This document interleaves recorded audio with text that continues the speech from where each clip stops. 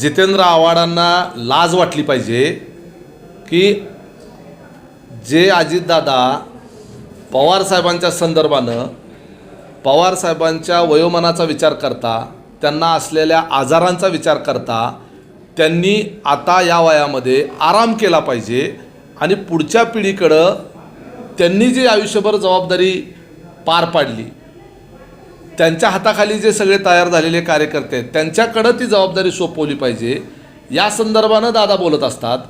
स्वतःच्या कुटुंबातल्या आपल्या आईवडिलांच्या बाबतीमध्ये ते वयोमानानं थकल्यानंतर कुठल्याही कुटुंबामध्ये त्या कुटुंबाची मुलं आपल्या आईवडिलांना आता तुम्ही आराम करा, काम करण्याची जबाबदारी आमची आहे, तुम्हाला सांभाळण्याची जबाबदारी आमची आहे असं म्हणत असतात.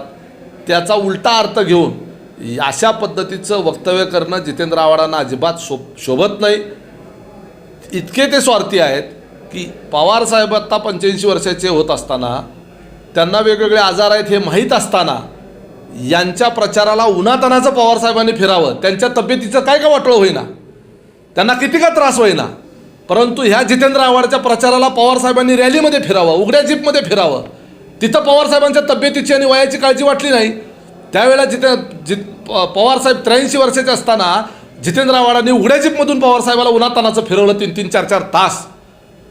माझा बाप म्हणायचं आणि स्वतःच्या बापाला उन्हातानाचं फिरवायचं. त्यावेळेला लाज नाही वाटली जितेंद्र आव्हाडांना, त्यावेळेला नाही काळजी वाटली शरद पवारांच्या तब्येतीची. त्यावेळेला माहीत नव्हते जितेंद्र आव्हाडांना की पवारसाहेबांची तब्येत कशी आहे, पवारसाहेबांना किती आजार आहेत. ह्या वयामध्ये तुम्ही पवारसाहेबांना राबवून घेता, त्यावेळेला त्यांच्या आरोग्याची काळजी त्यांना वाटली नाही. आणि तुम्ही अशा पद्धतीचं फक्त महाराष्ट्रातल्या जनतेला तुम्ही फक्त अशा भावनिक पातळीवर ब्लॅकमेल करायचा प्रयत्न करता. अजित पवार शरद पवारांच्या मृत्यूची वाट पाहत असतात. तुम्ही पवारांच्या कुटुंबातले, अजित पवार पवारांच्या कुटुंबातले आहेत, पितृतुल्य त्यांचंही त्यांच्यावर प्रेम आहे. तुम्ही सगळ्यांनी मिळून पवारसाहेबांना अडकावून ठेवलेलं आहे, तुम्ही सगळ्यांनी मिळून पवारसाहेबांना घेरून ठेवलेलं आहे. आज पवारसाहेबांना सोडून अजितदादा पवारसाहेबाला सोडून गेलेले नाही आहेत.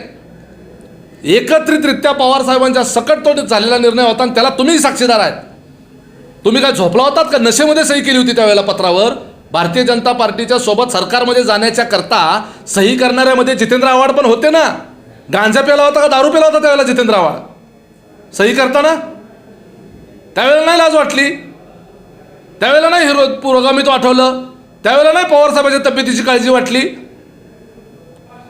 शेवटची निवडणूक आहे असं अनेक जण ज्येष्ठ झालेली मंडळी जी आहेत ते सांगत असतात. परत कार्यकर्त्याच्या आग्रहाखातर निवडणुका लढवल्या जातात.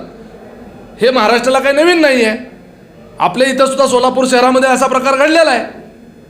त्यामुळं म्हणण्याचा अर्थ वेगळा, त्याचा भावार्थ वेगळा आणि जितेंद्र आव्हाडासारखे नालायक लोक जे कुअर्थ काढतात तो वेगळा. तुमच्यापेक्षा जास्त काळजी पवारसाहेबांची अजितदादाला, हे लक्षात ठेवा. माझ्या सांगण्याचा अर्थ तोच आहे की जितेंद्र आव्हाडांचं जर खऱ्या अर्थानं शरद पवारांवर प्रेम असेल तर त्यांनी सुद्धा पवारसाहेबांना विश्रांतीचा सल्ला दिला पाहिजे. त्यांनी पवारसाहेबांच्या तब्येतीच्या दृष्टिकोनातून, त्यांच्या आरोग्याच्या दृष्टिकोनातून, त्यांच्या हेल्थच्या दृष्टिकोनातून पवारसाहेबांनी आराम करावा आणि काम करण्याची जबाबदारी जितेंद्र आव्हाडांसारख्या पुढच्या फळीतल्या लोकांकडं त्यांनी द्यावी. हे सांगणं वेगळं आणि आम्हाला निवडून आणण्यासाठी पवारसाहेबांच्या तब्येतीचं काही का वाटोळं होईना, परंतु पवारसाहेबांनी आमच्याकडं येऊन प्रचार करावा, उन्हातानाचं फिरावं, आमच्या सभा घ्याव्यात, मग तिथं पवारसाहेबांच्या तब्येतीचं काय पण झालं तरी चालेल. ह्या स्वार्थी भावनेतून हे जितेंद्र आव्हाड असले बोलतात.